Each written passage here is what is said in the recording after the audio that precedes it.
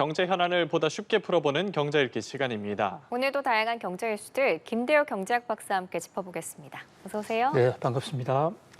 네, 지난 8월 말 기준으로 시중은행의 대출 연체율이 2달 연속 오름세를 이어갔습니다. 특히 신규 연체율이 높았는데 어떻게 해석할 수 있을까요? 예, 연체율이라는 것은요, 은행으로부터 돈을 빌려다 쓴 기업이나 가게가 그 돈을 제때 당초 약속한 기한 내에 갚지 못하거나 또는 파산을 해서 갚지 못하는 이런 상태를 얘기하는데요. 네.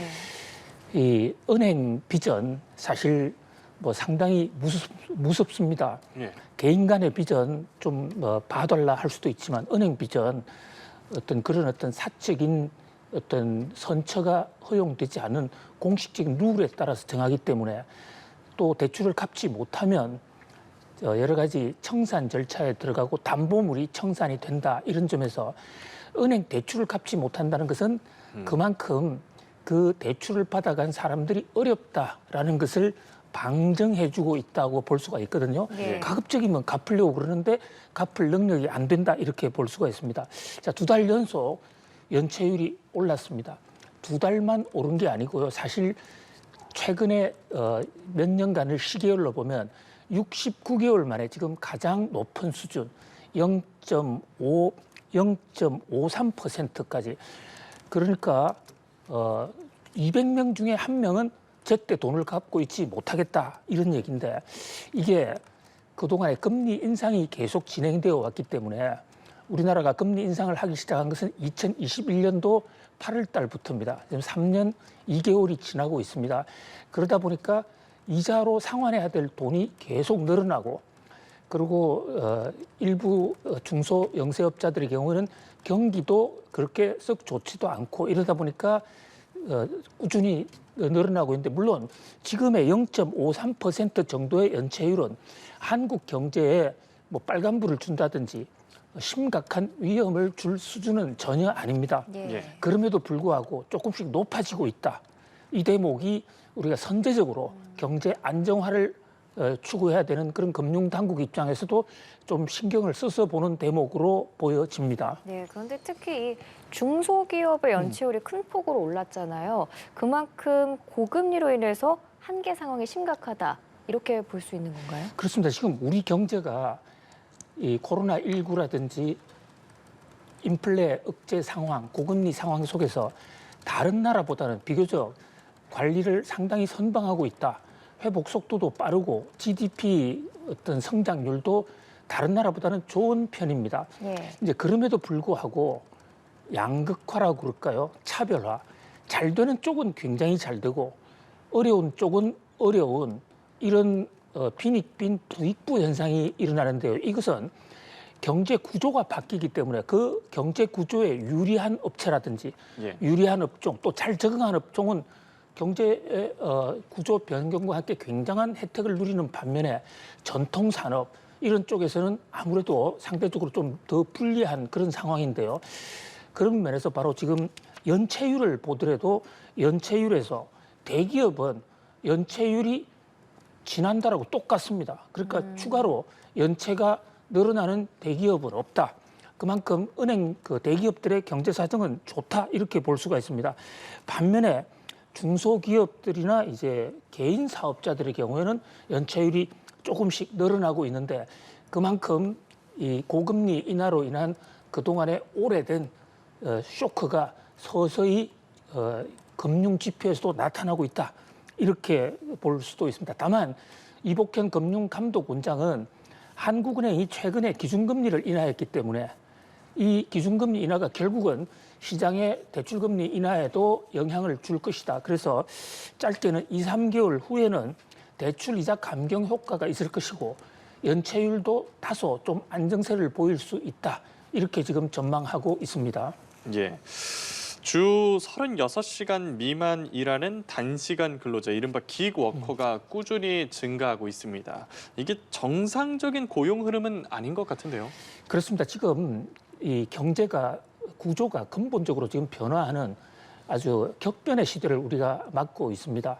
코로나19라든지 고금리 이런 것도 경제 변화로 해서 여러 가지 차별화 현상을 주고 있지만 또 하나 지금 IT와 컴퓨터의 발전과 인공지능의 등장으로 인해서 일하는 형태도 많이 바뀌고 있는데요. 예.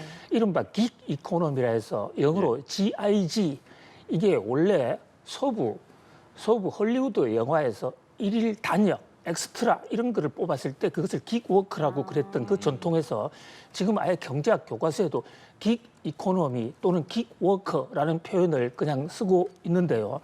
이 지금 긱워크가 굉장히 늘어나고 있습니다. 예.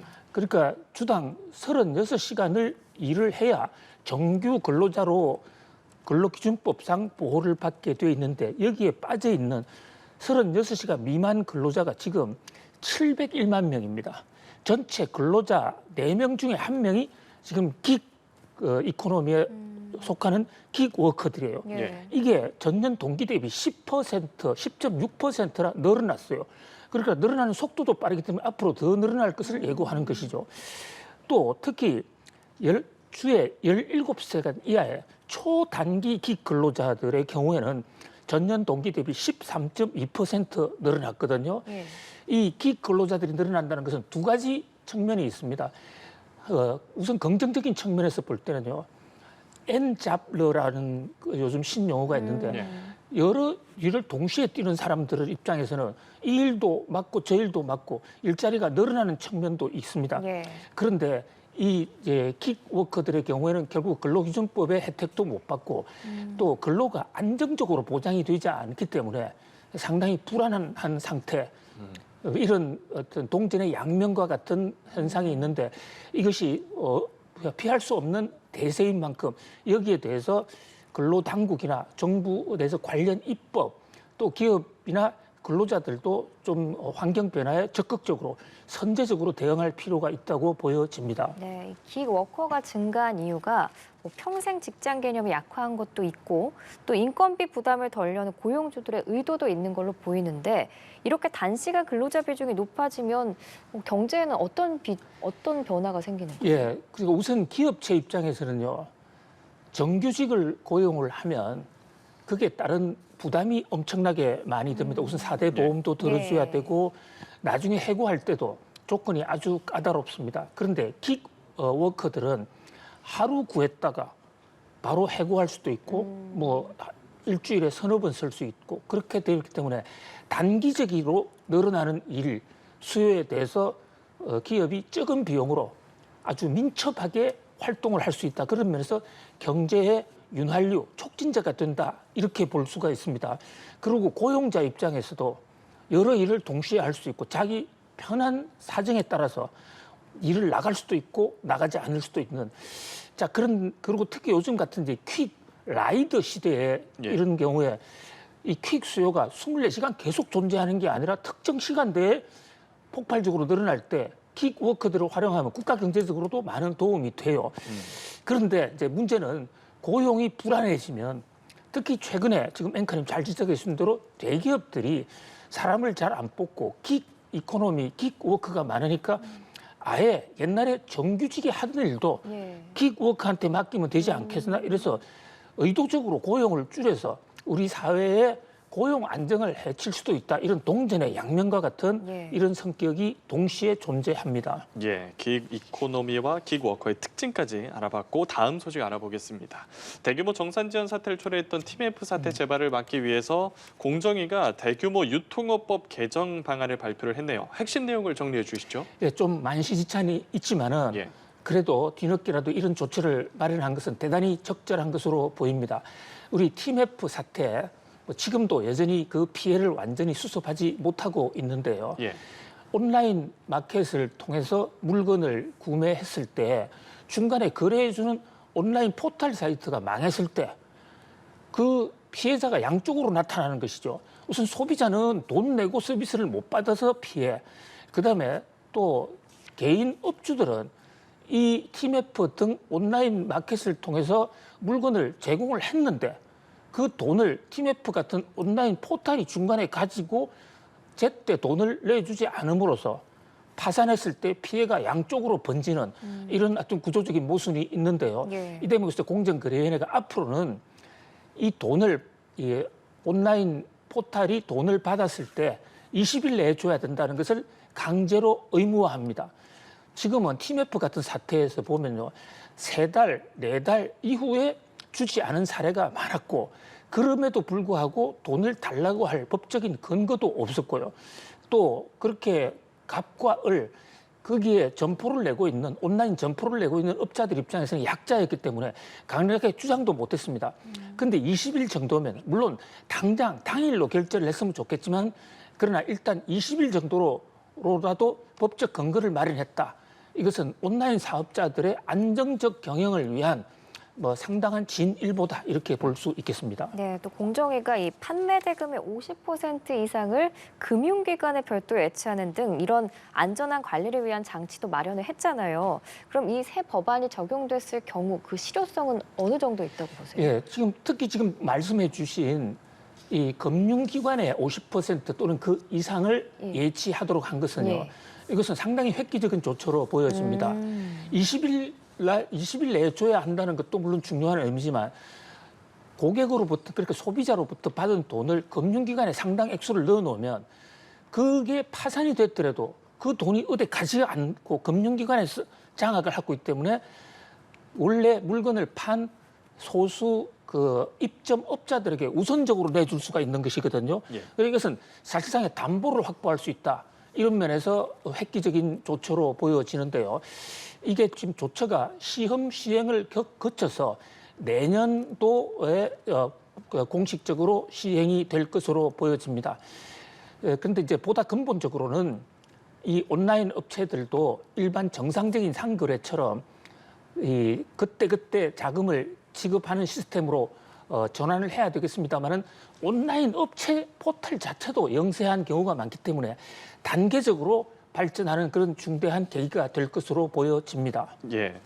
이번에 명품 그룹 얘기로 가보겠습니다. 코로나19 시기에도 안정적으로 매출을 유지했던 프랑스 명품 그룹 루이비통 모에헤네시가 이례적인 매출 감소에 직면을 했고 덩달아서 글로벌 럭셔리 소비재 기업 역시 매출 부진을 하면서 그 배경으로 중국이 꼽히고 있거든요. 소비 심리도 악화하고 또 고가 제품에 대한 수요까지 감소하고 있는데 이 전반적인 흐름에 대해서 좀 짚어주시죠. 예, 미국 뉴욕 증시에서 시가총액이 가장 큰 기업 네. 애플 요즘 엔비디아가 2등으로 따라가고 있습니다. 자, 유럽의 경우는 어떠냐면요. 유럽에는 압도적으로 1위한 업체가 바로 지금 말씀하신 루이비통 모네 헤네시라는 예. LVMH라는 회사예요. 이 아르나로 베르노가 오너인데 뭐 우리나라에도 지금 명품 사용자들이 굉장히 많지만 약 한 30년 동안 부동의 1등을 해왔는데 최근에 이 1등을 뺏겼습니다. 그래서 유럽 증시에서 아주 파란이 일어났습니다. 자, 루이비통이 갑자기 안 되는 겁니다. 지금 말씀 주신 대로 코로나 때요. 밖에 돌아다닐 일도 없는데도 불구하고 그 루이비통 핸드백이라든지 이런 것을 사겠다고 우리 오픈런 예. 많이 보지 않았습니까? 네. 그때도 잘 됐던 건데 지금 코로나도 끝났는데 왜 갑자기 안 되느냐. 이것은 세계 경제가 특히 유럽 경제를 비롯한 일부 나라의 경제가 급격히 지금 침체하고 있기 때문에 당장 먹고 살기도 어려운데 명품 쓸 수 있냐 이런 분위기로 돌아간 것 같습니다. 그래서 루이비통의 급전직하는 경기 침체의 자그마한 하나의 신호일 수 있다는 점에서 경제학자들이 지금 주목하고 있습니다. 예, 그 중국의 소비 심리가 위축됐다. 이것도 이유로 하나 꼽히던데 왜 그런 거예요? 그게 지금 가장 핵심적인 요인입니다. 이 그 루이비통 명품을 가장 많이 산 사람들은 중국 사람들이었습니다. 네. 예. 근데 중국은 그동안 경기가 좋았지 않습니까? 성장률도 높고. 근데 지금 중국 경제가 급전직하. 중국 정부에서 계속해서 부양책을 발표하고 있음에도 불구하고 중국 경기가 살아나지 않거든요. 집이 건설이 안 돼서 중간에 비어있는 집들이 많고 실업자가 늘어나는 심지어 대학생들 졸업식장에서 자기가 묻힐 관을 들고 나타나서 나는 이제 죽는다. 이런 퍼포먼스를 해요. 취업이 안 되니까. 상황이군요. 예. 그래서 중국 사람들이 안 사기 때문에 루이비통이 안 된다. 중국 경제 침체가 세계에서 가장 심각한 지금 큰 세계 경제의 큰 골칫덩이로 부상하고 있습니다. 예, 오늘 경제 읽기 말씀 여기까지 들어보겠습니다. 김대호 경제학 박사와 함께했습니다. 오늘 말씀 고맙습니다. 감사합니다.